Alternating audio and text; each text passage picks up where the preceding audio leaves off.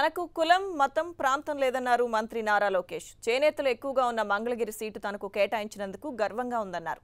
మంగళగిరిలో టీడీపీ నేతలతో సమావేశమైన లోకేష్ తన అభ్యర్థిత్వాన్ని గెలిపిస్తే న్యాయం చేస్తానన్నారు. టీడీపీ సీనియర్ నేత గంజి చిరంజీవి ఇంటికి వచ్చిన లోకేష్ కు కార్యకర్తలు పెద్ద ఎత్తున స్వాగతం పలికారు. ఈ ఎన్నికల్లో తనతో పాటు గల్లా జయదేవ్ కు సహకరించాలని కోరారు లోకేష్. ఎన్నికలను సీరియస్ గా తీసుకొని మంచి మెజారిటీ తీసుకురావాలని పిలుపునిచ్చారు. ఇక్కడున్న ప్రజానికాన్ని నేను అందరూ కోరేది ఒకటే, నాకు కులం లేదు, నాకు మతం లేదు, నాకు ప్రాంతం లేదు. ఎవరన్నా నన్ను అడిగితే నేను ఒకటే చెప్తా, ఈ మూడింటికి ఒకటే సమాధానం చెప్తా, నేను ఆంధ్రుడినని. ఈరోజు చాలా గర్వపడుతున్నా.